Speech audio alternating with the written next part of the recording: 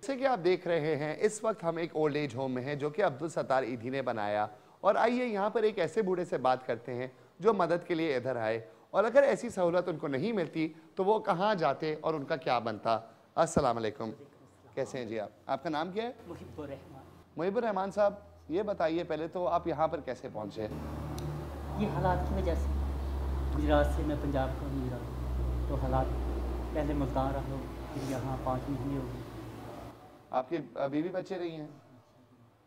अच्छा, मुझे ये बताइए कि आप इससे पहले किसी और ओल्ड एज होम में थे? मुल्तान के ओल्ड एज होम में थे। अच्छा मिर्ज़ा, ये बताइए कि अगर ऐसी सहूलत फराहम ना हो तो बंदा क्या क्या परेशानियों को? बहुत प्रॉब्लम तो ये बहुत अच्छा अदारा है। देखना, जिन्हें वालिदैन ये घर के हालात से यहाँ आ जाते हैं, आपने देखा होगा कि बच्चों की तरह जैसे वालिदैन नहलाते हैं, सबको नहलाया है, कपड़े पहनाते हैं। इसके अलावा इस महंगाई के दौर में चीनी मिलती नहीं, सुबह चाय आती है, वो सब 4-4 कप चाय पीते हैं, डबल रोटी आती है, हाँ जी। उसके बाद दोपहर को खाना आता है, सबको बिठाकर खिलाते हैं, जाते हैं। तो इसके अलावा रात भी, तो बहुत अच्छा अदारा है। आप ये बताएं साहब कि जब आप बाहर थे तो क्या क्या मुश्किलात पेश आती थी? यकीनन बूढ़ों के लिए तो इतनी जो है पाकिस्तान जगह अच्छी नहीं है। जी देखिए, इस हालात में वो जब भाई साथ छोड़ देते हैं और दूसरे रिश्तेदार साथ छोड़ देते हैं, तो फिर कहाँ जाना है, बाहर ही रहना है फुटपाथों पे। तो इससे बेहतर ये अदारा है जो घर की तरह है, और शफकत है बड़ों की, जो उठाकर खाना आगे ला कर रखते हैं, देते हैं। तो इस महंगाई के दौर में किसके आगे हाथ नहीं फैलाना, तो बहुत अच्छा अदारा है। अच्छा, आप ये बता सकते हैं कि लोगों का रवैया ज़्यादातर रोड पे जो है बूढ़ों की तरफ कैसा होता है? जाहिर है बाहर तो धक्की है। हाँ जी, बोले बोले और बताएं इसके बारे में ज़रा कि क्या एक्सपीरियंस रहा बाहर? बाहर धक्की है।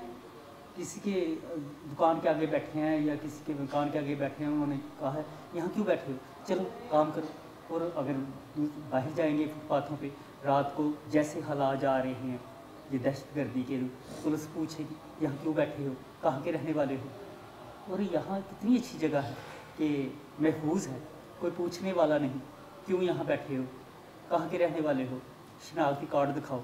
और ऐसे आदमी क्या शनाख्ती कार्ड दिखाएंगे जो बेचारे दिमागी तवाज़ुन खोए हैं। शुक्रिया मुजीबर रहमान साहब।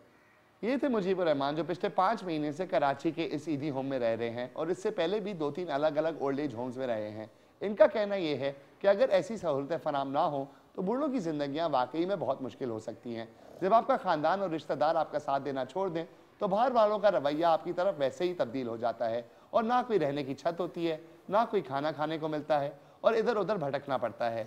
इन होम्स का फ़ायदा यह है कि इधर आके इनको खाना भी मिलता है, नहाना भी मिलता है और रात में सोने की जगह भी मिलती है। अब आइए बात करते हैं डॉक्टर राना से, जिनने अपनी पूरी ज़िंदगी ना सिर्फ बूढ़ों के नाम कर दी है, वो एक ओल्ड एज एक्सपर्ट भी हैं, और पूछते हैं उनसे तरीके कि इन बूढ़ों की ज़िंदगियाँ कैसे बेहतर बनाई जा सकती हैं। तो आइए आपकी बात अब कराते हैं डॉक्टर राना महमूद से, जिनने पाकिस्तान में जीरियाट्रिक सेंटर भी खोला है, और इसके अलावा इनकी सैकड़ों पब्लिकेशंस भी हैं इस मौजू पर, जिनमें से एक इंटरनेशनल हैंडबुक ऑफ एजिंग में 2009 में छपी और वो पाकिस्तान से मुतालिक थी। जी डॉक्टर राना, शुक्रिया कि आपने हमें टाइम दिया इस मौजू पे बात करने का। आपका भी शुक्रिया। अच्छा, पहली बात तो ये है, आपने इतनी रिसर्च इस मौजू पे की है, आप बता सकती हैं कि पाकिस्तान में जहाँ तक बुढ़ापे का ताल्लुक है क्या सूरत हाल है? देखिए, पाकिस्तान एक तरक्की पजीर मुल्क है। पाकिस्तान जैसे और भी बहुत से ममालिक हैं, लेकिन पाकिस्तान में जो बूढ़ों की जानिब अगर हम देखते हैं तो सूरत हाल बहुत ज़्यादा ख़राब और तशवीशनाक नज़र आती है। हम अपने पड़ोसी ममालिक में देख लें, इंडिया में देख लें, या दूसरे जो नेपाल, श्रीलंका वगैरह हैं, उनके मुकाबले में पाकिस्तान में न गवर्नमेंट की सतह पर और ना प्राइवेट और पब्लिक सेक्टर पर इस मौजू को समझा ही नहीं गया। आप ये सोचें कि इस मौजू पे बात करना भी एक तरह से टैबू या मना है कि एक जो सबके जहन में है कि हमारे मुल्क में बुज़ुर्गों की इतनी ज़्यादा अहमियत है और उनका तो कोई इशू ही नहीं है। लेकिन जब आप ख़ुद सड़क पे चलते हुए देख लें, कोई आपको बूढ़ा भीख मांगता नजर आएगा, हालांकि वो प्रोफेशनल नहीं होगा, वो सिर्फ इसलिए मांग रहा होगा कि उसको लुक आफ्टर करने वाला कोई नहीं है। दूसरी जानिब ये है कि जो एक हमारा जॉइंट फैमिली सिस्टम था, उसमें जो चेंजेस आई हैं, उसकी वजह से बूढ़े जो हैं वो एक तन्हाई का शिकार हैं, गुर्बत का शिकार हैं, और एक तरह से वो समझते हैं कि अब हमारे लिए दुनिया में कुछ नहीं है। और डॉक्टर साहब, इसी बात पे मैं आ रहा था कि कल्चरल चेंज जो है पाकिस्तान में काफ़ी हो रहा है।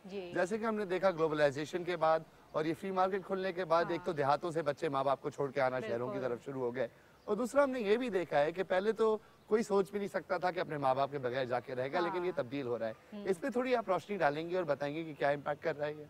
देखिए, आज से कई साल पहले एक जॉइंट फैमिली सिस्टम में 3-4 भाई और उनके वालिदैन और फिर उनके आगे से आगे बच्चे और सारा ये सिस्टम होता था, जिसमें कोई सोच भी नहीं सकता था कि वालिदैन के आगे ऊंची आवाज़ में बात करनी है। आहिस्ता आहिस्ता ये हुआ कि एजुकेशन, और उसके बाद फिर जब पाकिस्तान में यंग जनरेशन को अपने स्कोप नहीं मिला पढ़ाई के लिए, या फिर जॉब्स में उनको बहुत सारी नाइंसाफ़ियाँ बर्दाश्त करनी पड़ती हैं, उनकी टैलेंट के हिसाब से नहीं होता, वो बाहर चले जाते हैं। और गाँव देहात से अभी आपने कहा कि ये एक ट्रेंड है कि वो शहरों में अपने रोज़गार के लिए आते हैं और वो अपने पेरेंट्स को बेआसरा छोड़कर आ जाते हैं। जो यहाँ से बाहर के ममालिक में चले जाते हैं, वो थोड़े दिन तो उनको याद रहता है कि माँ बाप ने तो घर तक भेज दिया था हमें बाहर पढ़ाने के लिए, और माँ ने अपने सारे जेवरात भेज दिए थे।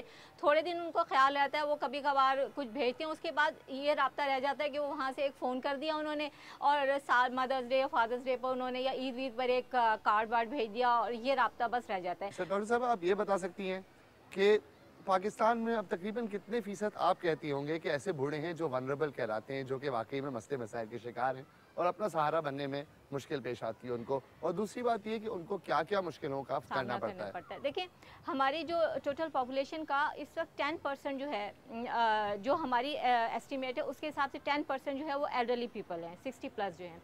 यूनाइटेड नेशन के हिसाब से थोड़ा सा कम है, और यह है कि आज से तकरीबन आप ये समझ लें कि 10-15 साल के बाद हर 10 में से एक आदमी आपको बूढ़ा नज़र आएगा। एक इंसान आंखें खोल के देख ले, सड़क पर ही चले तो उसको दिख जाएगा कि एक बूढ़ी औरत या बूढ़ा आदमी जब चल रहा है और बस के इंतजार में खड़ा है तो उसको देख के तो कोई बस भी नहीं रोकता, उसके लिए सीट्स नहीं होती, वो खड़े होके अक्सर सफ़र करते हैं। वो तो खैर बहुत सारे लोग हैं जो कोई किसी के दिल में हमदर्दी है तो वो उनको जगह दे दें, वो एक अलग बात है, लेकिन एक जो इंफ्रास्ट्रक्चर तो ऐसा डेवलप नहीं हुआ ना कि एक उसके लिए प्रायोरिटी सीट्स हो कि उसने जाके वो बैठ जाना है और उसके पास जो है कंडक्टर जो है उससे पैसे नहीं मांगेगा, किराया नहीं मांगेगा, चलो कंसेशन ही कर लेगा, ऐसा कुछ नहीं है।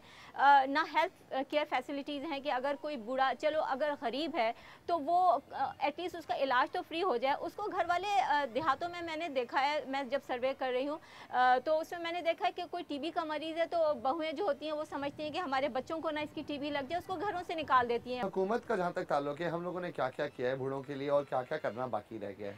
हाँ, ये 2008 में एक नेशनल कॉन्फ्रेंस हुई है इस्लामाबाद में एजिंग के ऊपर ही, जिसमें हम लोग भी गए थे, हमारी एनजीओ और गवर्नमेंट सेक्टर से और सारे लोग यूनाइटेड नेशन से भी, जिसमें सिफारिशात पेश की गई थी, रिकमेंडेशन थी कि बूढ़ों को देखें, हर इंसान को जो बूढ़ा हो जाए तो कुछ गवर्नमेंट की तरफ से नॉमिनल सी अमाउंट ज़रूर मिलनी चाहिए।